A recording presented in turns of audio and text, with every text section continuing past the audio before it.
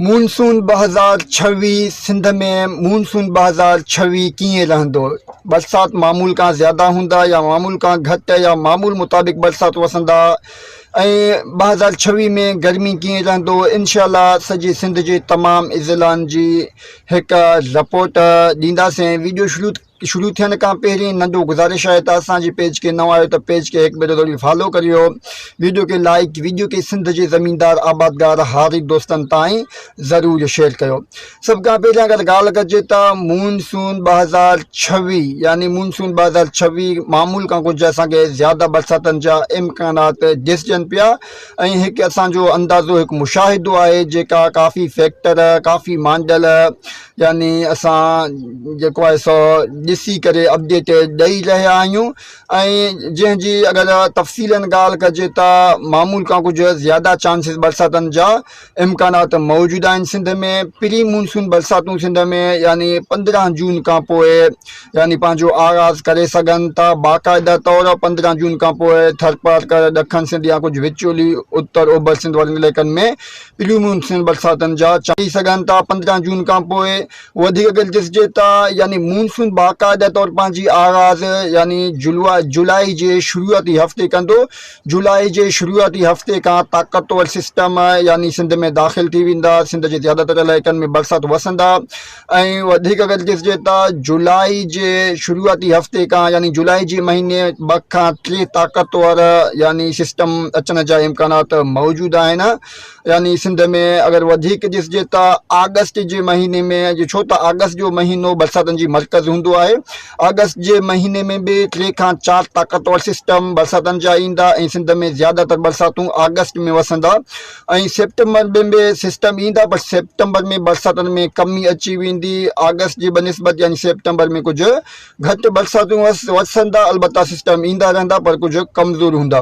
तफ़सीलन अगरि ॻाल्हि कजे त कराची, ठट्टा, सिजावल, बदीन, लाल साहिली पट्टी वारा इलाइक़ा, जामशोरो कोहिस्तानी इलाइक़ा, दादू यानी इन्हनि इलाइक़नि में नॉर्मल खां कुझु वधीक बरसातनि जा इम्कानात मजमूई तौर असांखे ॾिसजनि पिया। यानी जुलाई अगस्त जे महीने में कुझु ज़्यादा बरसात वसी सघनि था इन्हनि इलाइक़नि में। अगरि वधीक ॾिसिजे त थरपारकर, उमरकोट यानी इन्हनि इलाइक़नि में बि बरसातनि जो मिक़दार कुझु नॉर्मल खां वधीक यानी इम्कानात मौजूदु आहिनि बरसातनि जा। ख़ुसूसन अगरि ॻाल्हि कजे त जुलाई ऐं अगस्त जे महीने में थरपारकर, उमरकोट में बि बहितरीन बरसात वसंदा। वधीक अगरि ॾिसिजे त सांगन, शहदादपुर, टंडो मोहम्मद खान, हैदराबाद, टंडो अलियार वारनि इलाइक़नि में बि नॉर्मल या कुझु वधीक मुमकिन आहे बरसात वसी सघे, तक़रीबन नॉर्मल मुताबिक़ बरसात वसंदा।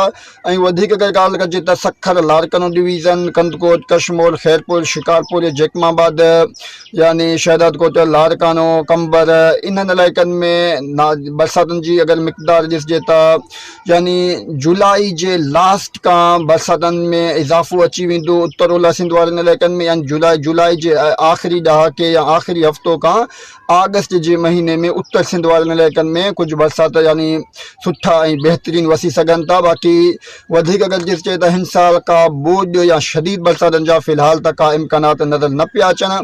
अलबत्ता ॾखण सिंध यानी कुझु विचोली ओलह सिंध वारनि इलाइक़नि में नॉर्मल खां कुझु तेज़ या ज़्यादा बरसात वसी सघे। ऐं वधीक अगरि ॾिसिजे त गर्मी जो अगरि ॾिसिजे टेम्परेचर या गर्मी जो दर्जा हरारत 2026 में गर्मी मामूल खां काफ़ी ज़्यादा हूंदो। ख़ुसूसन गर्मी जेको आहे सो सखर, लारकानो डिवीज़न, कंदकोट, कशमोर, खैरपुर, शिकारपुर, दादू, नौशेरा फिरोज, नवाबशाह, कंबर, शहदादकोट, जैकमाबाद वारनि इलाइक़नि में मामूल खां वधीक गर्मी जेको आहे सो टेम्परेचर रहंदो। ख़ुसूसन अगरि ॾिसिजे त 20 जून खां पहिरीं, छो त 20 जून खां पहिरियां ही गर्मी जो सिलसिलो शदीद जारी रहंदो। गर्मी जो पद 48 खां 52 ताईं वक़्फ़े सां बरक़रार रहंदो उत्तर ओलह सिंध वारनि इलाइक़नि में।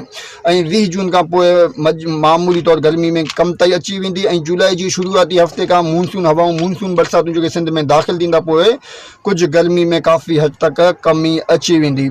वधीक अगरि ॾिसिजे त यानी मानसून 2026 मजमूई तौर त ज़्यादा चांसिस असांखे ॾिसजनि पिया। हीउ हिकु अंदाज़ो आहे, हीउ हिकु असांजो मुशाहिदो आहे। आईंदा वक़्त में छा तब्दीली ईंदी वधीक अगरि ॾिसिजे त यानी 31 मई या जून जे शुरूआती 1 या 2 ॾींहं जेके कुझु बरसातनि जा इम्कानात असांखे ॾिसजनि